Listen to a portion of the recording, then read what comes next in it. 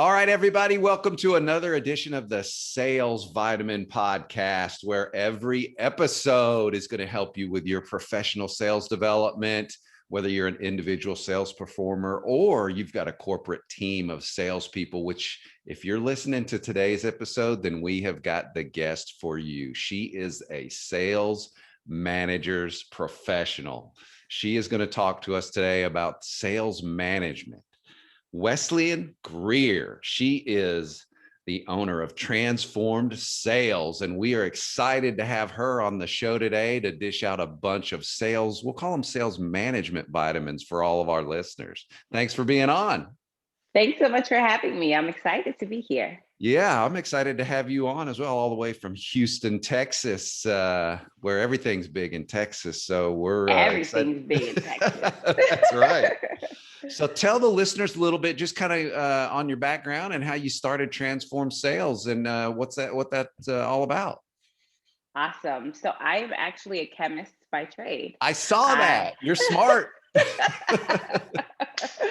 And so I worked in the petrochemical industry. Again, I'm in Houston for many years. And then I decided I wanted to do something different. So I got into sales, and I tell people when I got into sales, I finally figured out what I wanted to be when I grew up because I loved it. I loved everything about sales. And because of my love for it, I made a very fast ascent from individual contributor to international sales manager. And one thing that I noticed as a new salesperson, there were so many resources. There were courses and webinars and books to read. But becoming a new sales manager, there weren't as many resources. So I really figured out how to build, manage, and grow my team. And so I decided that, hey, I want to be able to do this for people all around the world. And so Transform Sales was born. Nice. And yeah, I saw that you're a chemist. I said, man, this lady's smart. So she's really smart being a chemist. So you make that jump. What do you see from a sales standpoint? What are some of the difficulties that people really struggle with? I know you deal with a lot of companies and individuals, but when someone wants to make that leap from being an individual sales performer to maybe, a sales manager, what do they struggle with? Because it is two different things. One of the biggest struggles is you have to get over the fact that it's not all about you, right? As an individual sales person, it's like, okay, I have my quota. I have to hit my number, go, go, go, go, go. Anything to hit this number, make money. When you become a sales manager, it's not about how great you are, how smart you are, how much you can close or prospect. You have 2 or 5 or 10 people that are depending on you for guidance, and they need to be coached and developed. So I think that's one of the single hardest things for new sales managers. And a lot of times what we see is those people they're the superstar salesperson. So they're used to getting the accolades and the acclaim and the fame. And then they move to a sales manager and they're like, why am I doing this? I'm making less money and I have more stress. Those are the two things that they say. I'm making less money and I have more stress. Yeah. And that's a good question, because you always hear, what do you advise or how do you coach the people you work with on, if you're a really good sales individual, a really top performer, does that mean you are going to be a great sales manager? Absolutely not. Absolutely not. Just because you're good at managing your territory, your region, your division, doesn't necessarily mean that you're going to be good at managing 10 people. And the thing that we have to realize is, as a top sales performer, you're used to being the A student, right? You know the answer to all the questions on the test. You know exactly what to do to close that deal that's really hard. But when you have a team of salespeople, everyone isn't an A student. And that's a hard thing for a lot of sales managers to do. You have some B, C, even D students, right? And so the tendency is to jump in and close for them, jump in and sell for them, because you're trying to overcompensate for the weaknesses they have. And what you're doing is you're running yourself ragged. You're working 70, 80, 90 hours per week. And that person isn't actually learning what they need to do to develop into a good salesperson. Yeah. Now you have a pretty unique approach that you use. Talk about the approach. What's your approach when you start working with teams on building a corporate sales team and that strategy? So when we're building a corporate sales team, sometimes we're building it from scratch. Sometimes we're kind of rehabbing it. And so one thing that I do, the first thing I do is I do a deep dive into the sales organization. I call it an MRI of the Yeah. sales team, right? And so what do you do when you go to the doctor? You say, hey, doc, I have a problem. My stomach hurts. And they say, okay, let's run these tests. And so essentially that's what I'm doing. So I go into the sales organization and I really uncover what are the strengths of the team, what are the weaknesses of the team. And this is measured based on 23 core sales skills. And Yeah. so I measure everyone from the upper crust of the VP of sales all the way down to the inside salesperson or customer service person. And then we have a quantitative view of the sales team, because I'm a chemist, so I like numbers, right? Yeah. And so I want to see, okay, if your team is really bad at prospecting, but they're good at closing, the problem is that we need to teach them how to prospect, right? If they're really bad at closing, but it seems like they're really good on social selling, then we need to teach them how to close. So it gives us a roadmap. So each interaction, each consulting engagement I have, it's not cookie cutter because each Right. sales team is different. Right. Yeah. So there's no one size fits all. What do you see lacking in the corporate arena from a sales management training standpoint? I would say probably, well, there's not a lot, but a lot of it. But what do you see when you typically go into these organizations? What's lacking? So a lot of times what happens is sales managers think that I'm not that good at sales. So even though they've done well in their territory or their arena as an individual contributor, their automatic thought is if I can't get these 10 people to sell, then I must need to improve my selling skills. So they do just basic sales training, right? Yeah. And yes, the sales training does help, but there's this whole other component of being a sales manager. You have to strategically plan. You have to build sales compensation plans. You have to hold people accountable. You have to coach. You have to do all of those things. And that is a big gap. There aren't a lot of people out there who focus specifically on sales leadership, sales management. So you have executive coaches or business coaches or management consultants, Yeah. but they are only thinking about, okay, how do you lead your team? But I tell everybody, everything I do deals with money. So if I say we need to do this, it's because it's going to help you hit your quota faster, hit your quota, increase your quota, help everybody on your team hit what they need to. Yeah. If you were talking to, what are the key skills that a sales manager needs to develop once they make that jump? Or if they're a sales professional right now and they're thinking, okay, I want to be a sales leader, sales manager. What are the skill sets you would say, well, here's what you really need to start developing? So one thing is accountability. So many sales managers don't hold themselves accountable, so they don't hold their people accountable. And when we talk about accountability, it's really about excuses. If you give excuses, you're going to receive excuses, right? When your boss says, well, why are you guys 20% off your mark this month? You say, oh, it's because of XYZ. And you accepted that from your actual your employees. They gave you excuses and you just accepted them. So accountability is really, really key. Also, developing the active listening that you do as a strong salesperson when you're on sales calls. That's the same thing you have to do as a sales manager. You need to be able to listen to what your salespeople don't say, right? So Yeah. again, if you're sitting down and you're talking to them and they're giving you excuses about why they're not closing more sales, and you have to really drill down and say, okay, so you lost the last 5 deals. Let's talk about that, right? And then Yeah. they say, yeah, well, it was competition or it was price or it was blah, blah, blah.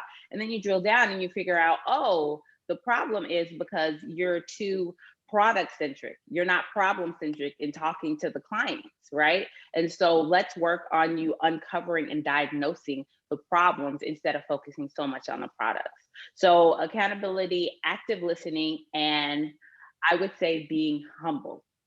Yeah. Because again, most top salespeople are not humble. They're anything but humble. But as a new sales manager, you have to really be able to receive that constructive criticism and that feedback, because that's how you grow.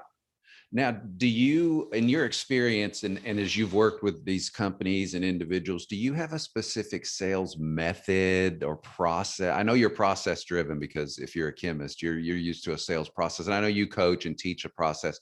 Do you have a specific method that you use? I know I want to talk about the B squared that you've come out with. Is that your process that you kind of use? Yes. So it's a 7-step sales leadership blueprint that we walk through.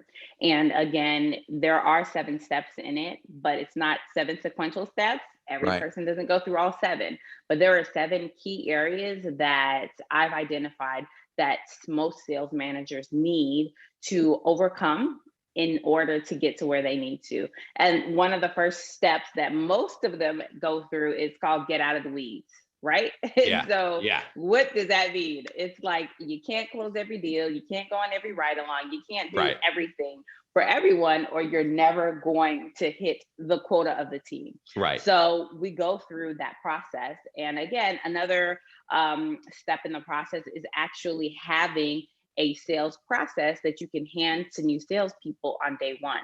So we really figure out what is the sales process you need within your team.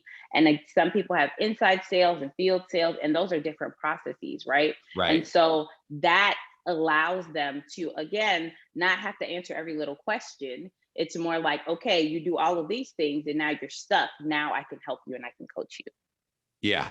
How important is it for the sales manager to be able to evaluate the talent? Like Mm. from a coaching perspective, to evaluate the talent, what they need to work on, when they need, where they're at in their sales professional ability, I guess is a better way to put it. So that MRI of the sales team that we do, it actually gives you an individual coaching template for each Yeah. salesperson. So it takes some of the guesswork out of what you're doing, because a lot of times we're using these subjective measures, right? Right. And so it's like, I think they're not good here, but no, they're really not good here. Like, one, that's a really big thing for a lot of sales managers, and it's really helped them flip a light bulb really quick, is motivation. So that's one of the skills that we actually we assess. And so there are 3 types of motivation: extrinsic, intrinsic, and altruistic, right? Yeah. Extrinsic, most people think, oh, they're a salesperson, they're extrinsically motivated, they want to make more money, they want to make more money, Yeah. right? And so that's how they lead the team. Like, okay, here, you want a bonus, close this deal, you make more money. But some are intrinsically motivated, like they're running a race against themselves, Right. right? And so if they're running a race against themselves, when you're coaching them, you have to not stack them up to the 10 other people on the team. You stack them up to themselves. Right. Last quarter, you did this quarter, you're not doing that. Let's talk about that. And then the last motivation is altruistically motivated. And that's one we don't hear about as often, but that's the need to help others. So that's what I'm doing within my role is I want to help. So Yeah. it really doesn't matter what you're selling, right? You can sell a car, you can sell chemicals, but you have to help them understand what's the bigger picture Yeah. in the product or service that they're selling and how it helps the person on the other side of the table. And how important, I know with chemist in your background and the data, how important is it to be able to kind of look at the data and that high level that you're talking about and guide the team? How important is that in the process of being a sales manager? It is important because, again, there's no roadmap for this, right? There's Right. nothing that says you do this and you're going to be successful. And so to be what a sales manager should spend most of their time doing is coaching, Right. right? And so once you know how to coach your people, then it makes you a better coach, right? Yeah. And so a lot of times, the clients that I've worked with, they start calling themselves a sales coach, right? They're like, Right. I'm not a sales manager, I'm not a sales VP, I'm a sales coach. Because again, when you think about a sports analogy, what does a coach do? They're on the sidelines cheering you on when you do something well, but they're giving you the tough love, the constructive feedback that you need to really excel. Yeah. Yeah. I know you do a lot of work too, on the new hire portion of it and the onboarding piece. How key is that to getting them started and getting your sales team in the right direction? When we have a chance to hire new salespeople, that is the Yeah. best, right? Because Yeah. we are really molding them into what we need them to be. And so when we think about those new hires, again, so we do this MRI of the organization, we understand, or the division, maybe we're just working within a region, and we understand what the needs are. And so then we can say, this is what the new hire needs to have, right? If there are gaps within the organization, we can have that new hire fill those gaps. And then we also use a tool to figure out, hey, is this a good fit? Is this Yeah. person a good fit? And that sales process that we're talking about, we use that as our onboarding tool. So on day one, we give somebody something that says this is what you need to accomplish. And again, because this chemist brain of mine, I believe in the checks and balances. So Yeah. we're not just going to have you out there watching a bunch of videos, doing this or doing that for 30 days. Every week we have a skills check, right? And Right. it's not like something that's so it's going to be so difficult to do. It's going to be something where, okay, so this week we talked about prospecting. So show me how you prospect. What are you Yeah. doing?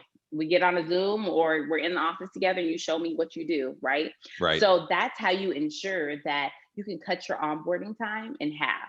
So it takes anywhere from 6 to 18 months to onboard a new salesperson for Wow. them to be profitable Yeah. for the organization. And so those people where it's taking them 6 months, we've cut it in half. 18 months, we've cut that down to 9 months Wow. just by having a systematic approach. And you help, and people pay for themselves faster. And Right. then they start selling faster, making money faster, and you have a long term employee. Yeah. Now, you've also got a podcast. I love the name too, the Snack Size Sales podcast. Tell the listeners a little bit about that. How do they?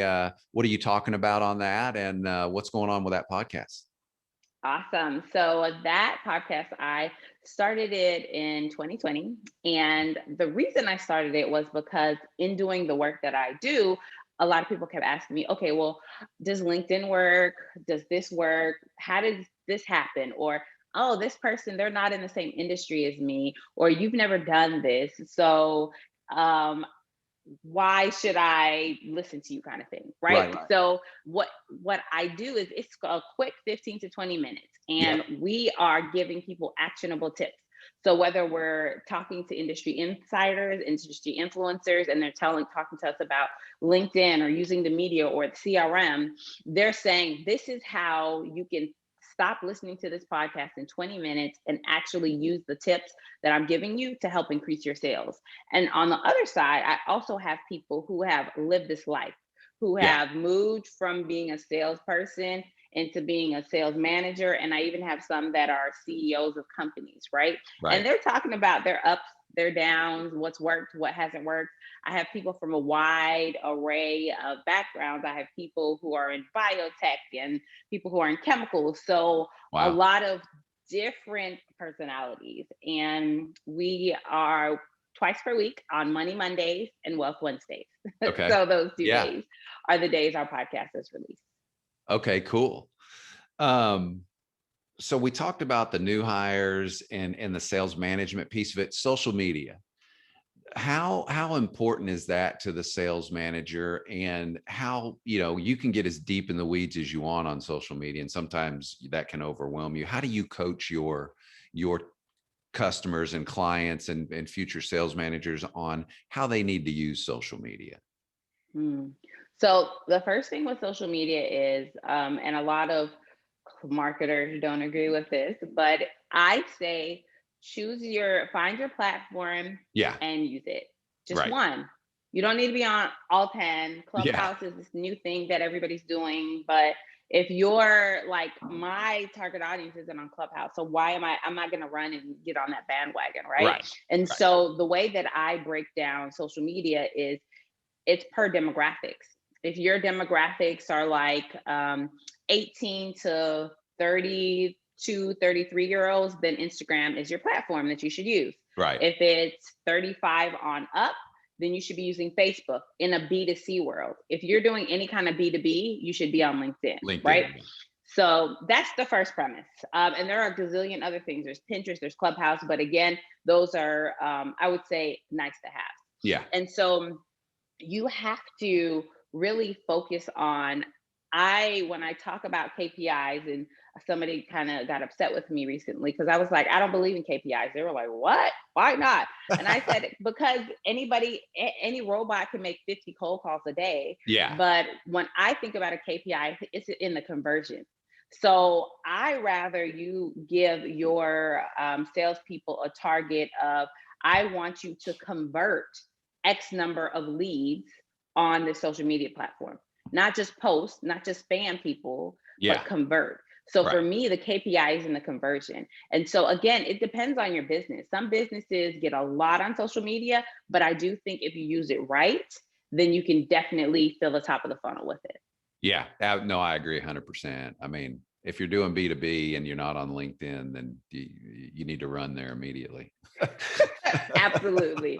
And the thing is, it's like you have to learn before you do. So Right. just watch. Yeah. And the thing is, like, people get all these spammy messages. I get them. I'm like, no thanks. No thanks.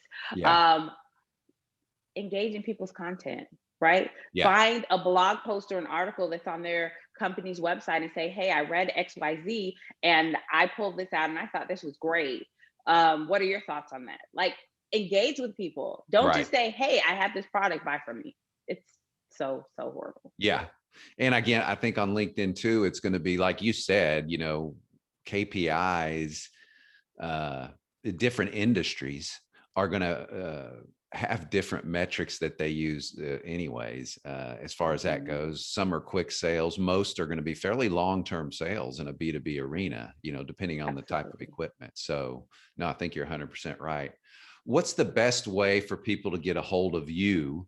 And for the listeners that are listening and all the audience out there, what's the best way for them to get in touch with you so that they can get started getting all this great sales management training? So the best way to get in touch with me is on LinkedIn. That's where I show up. Yeah. That's where I spend a lot of time. And if you send me a connection request, make sure you add a little blurb in there and say, you heard me on the Sales Vitamin podcast. I'll That's know right. exactly who you are. And I'll remember what I talked about with John. So, yep, send me a connection request. And that's another tip. Don't just send connection requests that Yeah. are copy paste, right? Put Yeah. something in there to let the person know that, hey, I actually want to connect with you. Yeah, absolutely. Yeah, absolutely. So one more question for you. And every guest, I ask every guest this question. So if you had one sales vitamin that you wanted to give to some of these future sales managers or current sales managers out there, what would that one sales vitamin be this morning? No one cares about you. Yeah, Your that's true. success is based on the success of your team. When your leadership team, your management team, your CEO says, John's team hit their quota, that's what you want. Or 75% of your team hit their quota. And even if they don't call you by name, you know that you poured into those people on the team. So that's what matters most. That is the single hardest thing for a sales manager to get over. That it's not about me. It's about the individuals on the team and us as a whole. Excellent. That's a great sales vitamin. That's more than one sales vitamin. They got a little bit extra there. So that's good. They got a They got multi-pack. vitamins. Yeah, they got vitamins. Well, Wesleyne Greer, Transform Sales, has been our guest. And you got a bunch of information today, folks. And she's just the tip of the iceberg for you. So make sure that you get to her on LinkedIn or get to her website and check her out. And it has been so awesome having you today on the podcast. Thanks so much for having me. You bet.